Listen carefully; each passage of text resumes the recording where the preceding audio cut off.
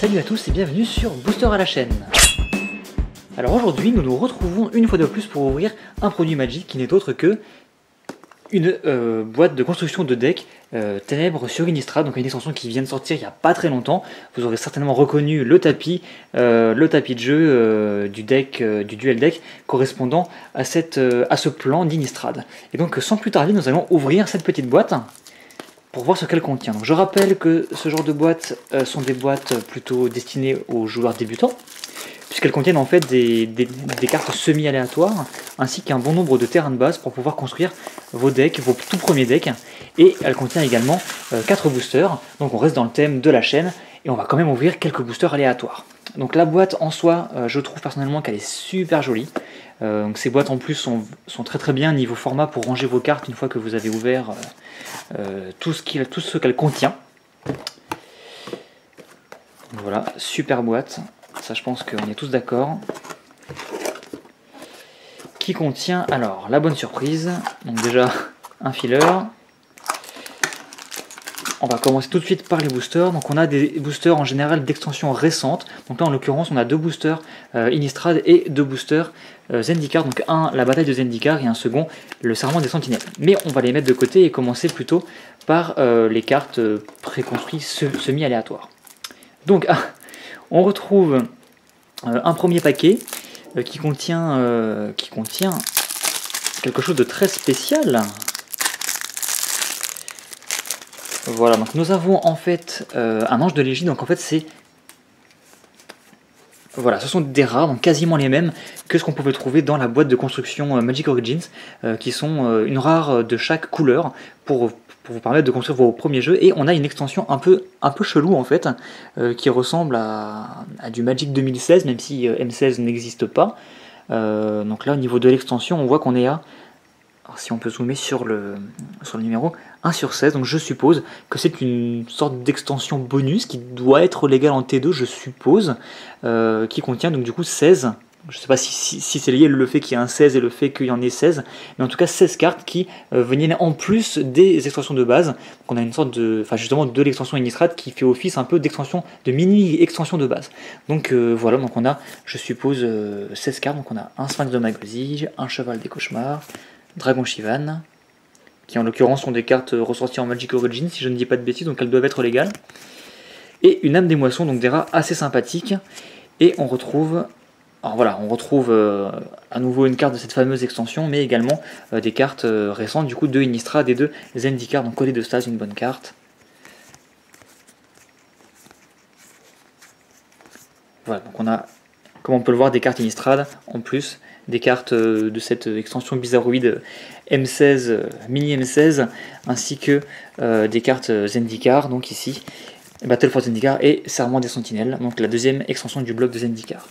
Donc voilà, donc ça je pense que c'est le bloc des cartes qui ne sont pas aléatoires, donc vous avez je pense à chaque fois dans chaque boîte toutes ces cartes là, donc vraiment de quoi bien vous amuser, bien travailler. En tout cas pour les joueurs débutants, donc on retrouve des terrains assez sympas, des terrains multicolores. Alors ça c'est super intéressant, on a en 2 exemplaires un bon nombre de terrains de différentes couleurs pour vous permettre de construire des jeux bicolores ou tricolores assez aisément. Et pas mal de terrains de base, donc ça c'est pas mal. Et on a encore 2 petits packs, donc ça je suppose que c'est le pack qui contient exclusivement les terrains de base, donc des terrains pour le coup Innistrad. Avec alors ici un petit livret qui vous rappelle un peu les règles de base, ici quelque chose que je ne vais pas ouvrir, mais on peut voir à l'intérieur des explications sur le format, sur le lore un peu d'Innistrad je suppose. Ici comme promis des terrains de base, donc tout ce qu'il vous faut pour construire vos jeux. Et là on a je pense le fameux paquet semi-aléatoire, qui contient en fait également des cartes assez récentes, donc Innistrad et Zendikar et Innistrad, mais en général ce dernier petit paquet contient des couleurs pas forcément bien réparties. On peut avoir, là par exemple on voit qu'on a beaucoup de vert et de noir, donc on va confirmer par la suite, mais voilà, a priori ça permet d'orienter un petit peu le jeu. Là on a du blanc et du bleu. Enfin, on remarquera que on a très peu de rouge, à moins que le rouge vienne plutôt à la fin. Ouais, très peu de rouge. Donc là voilà des cartes que vous pourrez retrouver donc aucune rare dans ce petit paquet, uniquement des communes et des Unco pour vous permettre de construire vos jeux. Et maintenant on va ouvrir donc ce qui nous intéresse, c'est-à-dire les 4 boosters. Donc on va commencer par les boosters Zendikar et on gardera pour la fin donc les 2 boosters Innistrad. Donc on va commencer par le booster Battle for Zendikar. Donc on va voir si on a de la chance. Alors, les communes traditionnelles.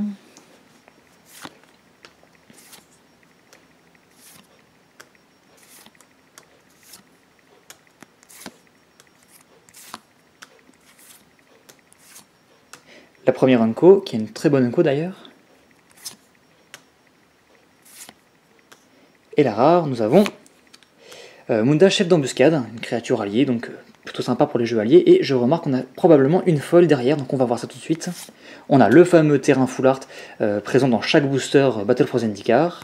Et effectivement, on a une foil donc, qui est très jolie d'ailleurs, donc une foil commune, un petit contre. Voilà. Et en plus, un jeton. Donc voici pour le premier booster Zendikar. On va tout de suite ouvrir le second. Donc le second, Serment des Sentinelles. Peut-être mettre la rare juste de côté. Hop, pour pouvoir faire un récap à la fin. Second booster, donc Serment des Sentinelles. Donc à nouveau, je sais pas, voilà, ça fait le focus. Les communes.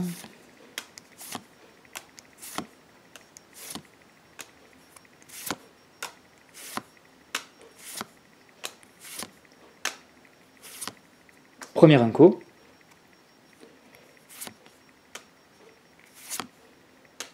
Encore une fois, un terrain bicolore comme on a pu en voir directement dans les paquets. Et la rare, nous avons donc... Oh, un voyant ligatureur, pardon, qui est un Eldrazi du coup super intéressant, qui est assez costaud en fait, parce qu'il va vous permettre, quand il arrive en jeu, de en fait, faire défausser une carte dans la main de l'adversaire, ce qui est assez fort pour un effet d'arrivée en jeu. Par contre, son petit malus, c'est que quand il va quitter le champ de bataille, votre adversaire va piocher une carte pour compenser la carte que vous lui avez fait défausser. Malgré tout, c'est assez intéressant pour aller un peu dégager les menaces de la main adverse.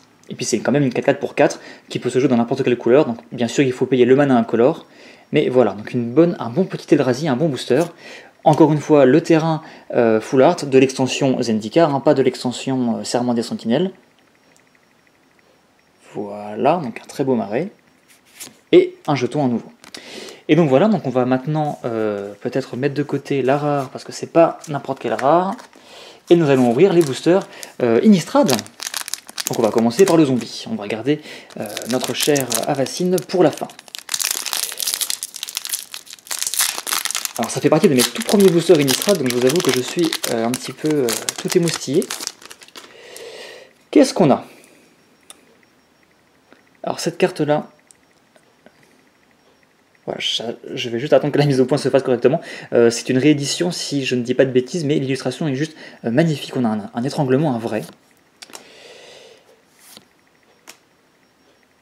Un petit contre. Donc je passe encore une fois assez rapidement sur les communes et les Unco. Voilà, ça c'est une carte qui ressemble un petit peu à Chambouillonnant ou Rituel Pyrétique, qui vous permet en 2 temps de générer 2 mana rouges. Pourquoi pas? Une bonne grosse araignée avec la portée, on aime bien ça.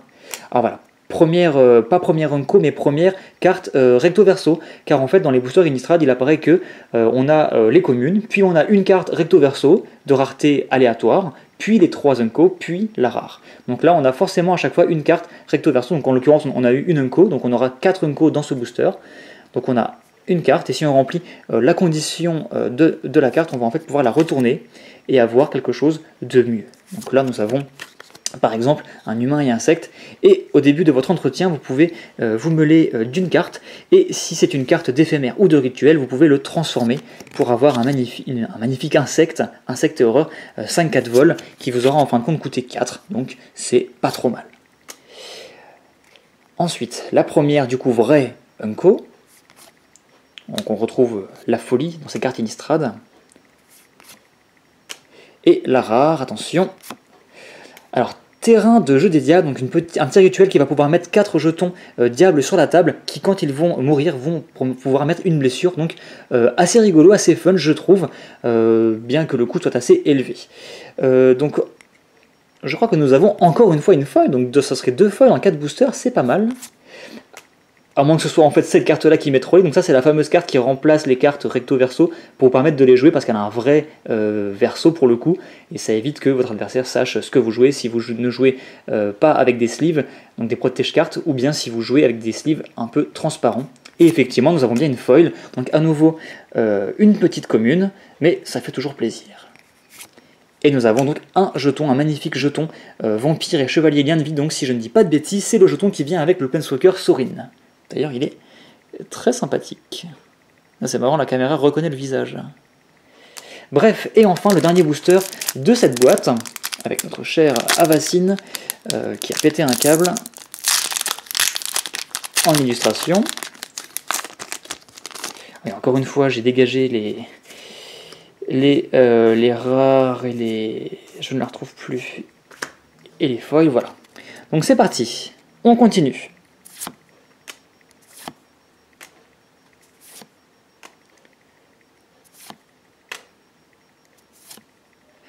Le fameux petit charognard qui est un bébé Tarmogoyf à mon sens, que j'aime beaucoup. Des loups. Oui, par contre on a des loups-garous et des loups, et on se rend compte qu'on peut faire dans cette extension des decks loups et loups-garous avec des synergies entre eux. Un nouveau petit vampire assez sympa je trouve. Voilà, à nouveau la carte recto verso qui est en l'occurrence encore une Unco. Donc on aura à nouveau 4 Unco dans ce booster. J'ai encore l'impression qu'on a une foil. Nous verrons bien, ne nous spoilons pas. Donc une petite 2-2 pour 3 furtivité, c'est-à-dire qu'elle ne peut pas être bloquée par des créatures qui ont une force supérieure, donc une capacité qui existait déjà, mais là on a un mot-clé pour la représenter. Et si jamais elle frappe l'adversaire, ce qui doit arriver assez rapidement, on peut la retourner pour avoir une petite 3-3 carrément imbloquable. Donc en fin de compte, une 3-3 imbloquable pour 3, ça va. Donc la première vraie Unco du booster. À nouveau, un terrain bicolore. Ah non, je pense pas qu'on va avoir de foil cette fois-ci. Malgré tout, nous avons la rare qui est l'un des nouveaux terrains, des terrains double couleur de l'extension. Donc ces nouveaux terrains, c'est a priori un nouveau cycle qui va démarrer. En fait, au moment où on la joue, on peut révéler de sa main une carte d'île ou de plaine, et si on le fait, cette carte arrive en jeu dégagée. Donc c'est bien marqué une carte de plaine ou d'île, pas forcément de base, ce qui fait que si vous avez un Shockland ou admettons un Biland, les tout premiers Biland, ou alors les terrains doubles de Zendikar qui ont aussi les types de terrains, c'est assez synergique, c'est-à-dire que sans forcément avoir des terrains de base, vous pouvez quand même bénéficier de ce terrain dégagé, donc c'est plutôt sympathique. En plus, l'illustration est très sympa. On aurait du mal à croire qu'il s'agit d'une carte qui génère du blanc ou du bleu, mais plutôt on aurait dit du noir et du rouge. Mais bon, pourquoi pas. Et derrière, on a un terrain de base. On n'a pas eu de carte qui nous permettent de remplacer une carte recto verso. Et un petit jeton insecte. Et bien voilà, c'est à peu près tout pour cette boîte. Donc des cartes assez intéressantes, vraiment rien de foufou pour cette fois, à part le voyant ligatureur de pensée, qui est une très bonne carte, et le petit terrain, je suis bien content de l'avoir récupéré. Donc voilà. Mais en tout cas, pour un joueur débutant, de quoi faire vraiment pour construire vos premiers decks, vraiment vous amuser. C'est un produit que je recommande, qui est en plus très accessible car très peu cher. Pour débuter, n'hésitez pas. Et vous avez après, comme je le rappelle, une magnifique boîte pour ranger vos cartes. Donc on a eu également 2 petites foils. Voilà. Et bien les amis, c'est tout pour cette vidéo. C'est une des premières vidéos basées sur Innistrad. Il y en aura d'autres, je vous rassure. Et je vous dis donc à très bientôt pour de futures vidéos. A plus!